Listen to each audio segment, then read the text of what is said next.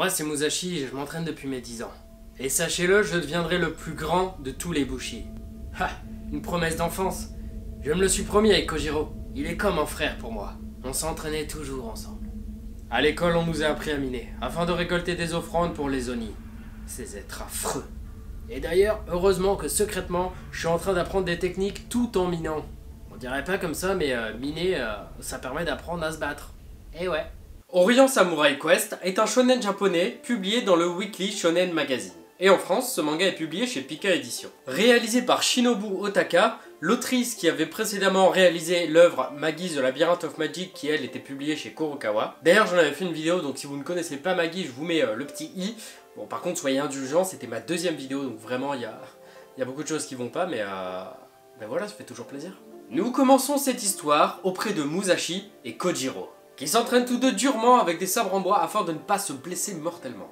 Après le combat qu'ils se sont livrés l'un contre l'autre, ils voulurent aller observer une fois de plus les Makimono du père de Kojiro. Makimono qui relate l'histoire des Bushi repoussant l'invasion des Oni, permettant alors au Japon de croire en sa liberté future contre ces démons.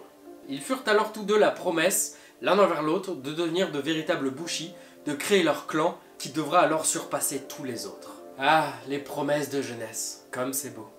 5 années se sont alors écoulées depuis, et le monde a vraiment bien changé. Les Oni sont devenus des divinités vénérées par les hommes. Visiblement donc les Oni ne sont vraiment plus là en tant que démons pourchassant l'humanité, mais en tant que divinités. Donc le monde a rien à voir quoi. Quant aux Bushi, ces grands guerriers protecteurs du Japon, ils ne sont que des traîtres au sein de leur pays. Parce qu'ils chassent et tuent les divinités protectrices de l'humanité. Qui aurait cru que vraiment en 5 ans le monde pourrait à ce point changer? Musashi est donc à l'école et s'entraîne à piocher pour servir les divinités et pour leur faire des offrandes. Certaines personnes deviennent donc alors mineurs.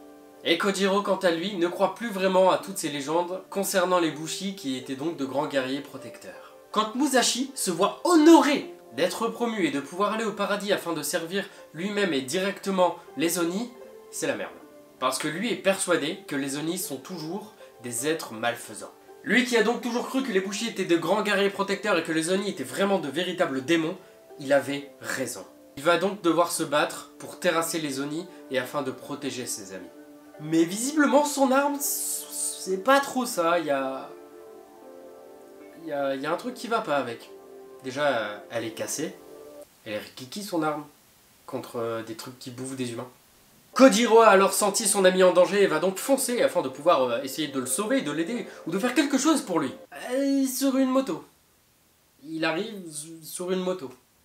Tous deux alors vont devoir lutter contre un terrible Kishin. Dieu bien plus puissant que les Oni. Et c'est là que ça devient vraiment la merde. Survivront-ils face à un dieu? Seront-ils même capables de terrasser une aussi grande et aussi puissante créature? Les Bushi, ces êtres donc que le peuple maintenant ne vénère plus et n'idolâtre plus, existe-t-il encore? Sur quel espoir va donc devoir reposer au final l'humanité? Graphiquement, je suis complètement amoureux de Shinobu Otaka. Elle a un style propre qu'on reconnaît tout de suite, il y a des détails partout, c'est vivant, c'est magnifique.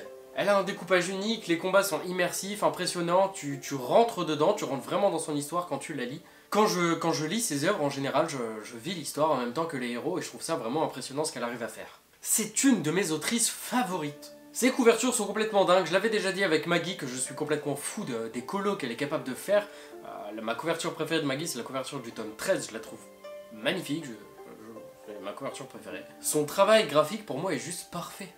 Scénaristiquement parlant maintenant, Orient Samurai Quest est une assez bonne surprise au final. J'ai aimé retrouver l'esprit de Shinobu Otaka à travers sa nouvelle œuvre. Au niveau du chara-design, malheureusement c'est vrai, beaucoup de personnages ressemblent quand même pas mal à ceux qu'on avait déjà vus dans Maggie The Labyrinth of Magic, mais au final, t'es assez vite captivé dans l'histoire et donc en fait, t'oublies un peu les personnages que t'avais vus dans Maggie et tu te ressens vraiment sur l'histoire d'Orient Samurai Quest et ça devient vraiment les personnages de l'histoire. Le seul défaut que j'ai pu trouver à l'histoire, c'est les motos. Pourquoi il y a des motos? Rien ne montre au sein de l'histoire en fait qu'il y a une technologie qui est présente. La preuve, ils sont en train de miner avec des pioches et non avec des gros engins électriques et donc je sais pas pourquoi il y a des motos. Et l'une des réflexions qu'on m'a faites, qui m'a bien fait rire d'ailleurs, c'est ça fait un peu penser à Yu-Gi-Oh 5D. tu sais, où ils sont en train de combattre à moto et tout ça, et à la base, on est sur un jeu de cartes, finalement, non, allez, hop, on combat sur des motos, la vitesse augmente, le truc, la puissance et tout. Et ben ça fait un peu penser à ça, c'est un peu vrai. Parce qu'à la base, donc les Bushi sont des guerriers qui se battent avec des sabres et tout ça, et donc si on regarde toutes les histoires qui en parlent au Japon et tout ça, bah ils sont à pied ou limite à cheval.